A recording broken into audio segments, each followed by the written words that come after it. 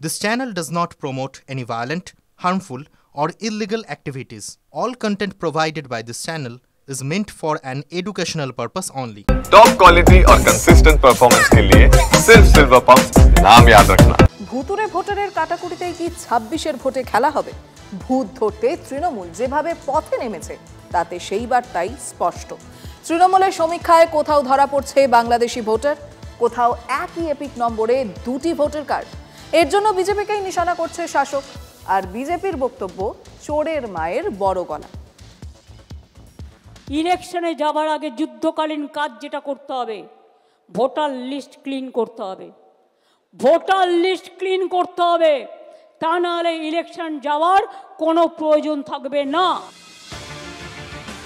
নেত্রী নির্দেশে জেলায় জেলায় ওঝা হয়ে ভূত ধরতে নেমেছেন তৃণমূল নেতা কর্মীরা। তাদের দাবি ভূত মিলছে পাড়ায় পাড়ায়।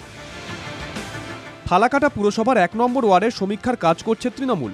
অভিযোগ, সেখানেই এক মহিলা ভোটারের দুটি এপিকের হদিশ মিলেছে। ১৪ নম্বর ওয়ার্ডেও ভোটার তালিকায় বেশ কিছু অসঙ্গতি মিলেছে বলে তৃণমূলের দাবি। এখানকার ভোটার আসামেরও, কিন্তু আসামের কোকরাঝাড়েও আমরা একই এপিক নাম্বারে দেখতে পাচ্ছি। আমরা প্রমাণ পেয়েছি ফালাকাটা ১৪ নম্বর ওয়ার্ডে ১৪ থেকে ১৫ জন বিহারের ভোটার, যেটা নাকি ওয়ার্ডে তাদের কোনো অস্তিত্ব নেই, বিগত ১০, ১৫, ২০ বছর থেকে কোনো অস্তিত্ব নেই।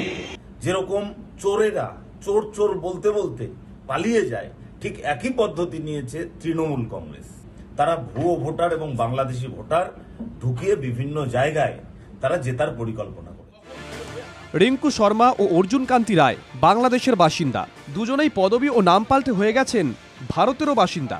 এখানে তাদের নাম রিঙ্কু শীল ও অর্জুন রায়। আমার হাতে এই মুহূর্তে যে কার্ডটি রয়েছে ভারতীয় নির্বাচন কমিশনের কার্ড, সেখানে নাম দেখা যাচ্ছে অর্জুন রায়। আবার এই একই ব্যক্তির নামেই দেখা যাচ্ছে যে গণপ্রজাতন্ত্রী বাংলাদেশ সরকার, অর্থাৎ একই ব্যক্তি ওপার বাংলার ভোটার তালিকাতেও তার নাম, এপার বাংলার ভোটার তালিকাতেও তার নাম। মানে বাংলাদেশের নাগরিক, আবার ভারতেরও নাগরিক। হ্যাঁ, ভারতের নাগরিক। এখন ফ্যামিলি এখানে চলে এসছে, তাই এখানে করে নিয়ে এসেছি। উনি কোথায় থাকেন এখন? উনি এখন বাংলাদেশে আছেন কর্মে। আর ভোট কোথায় দেন? ভোট ওই এখানেও দেন।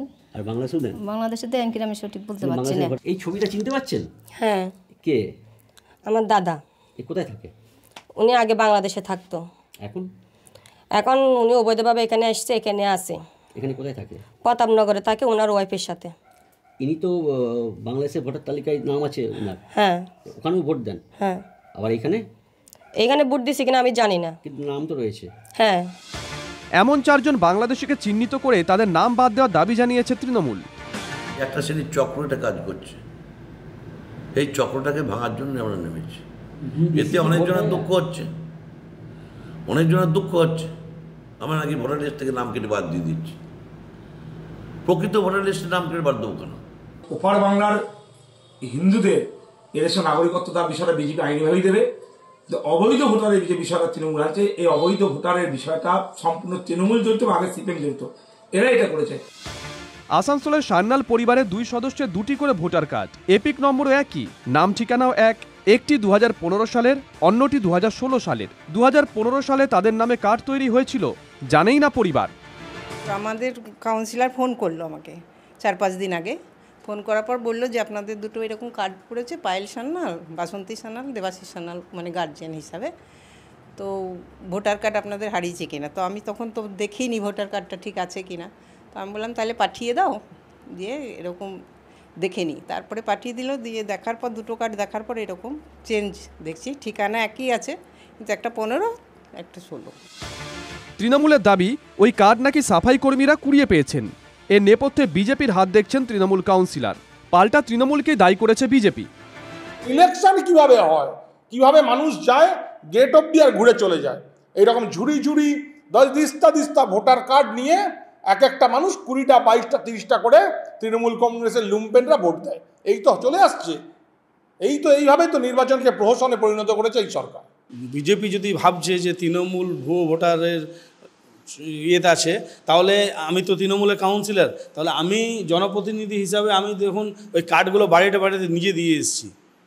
আমি তো দিয়ে এলাম, কার্ডগুলো পেলাম যে না আপনার কার্ডটা রাস্তায় পড়ে গেছে।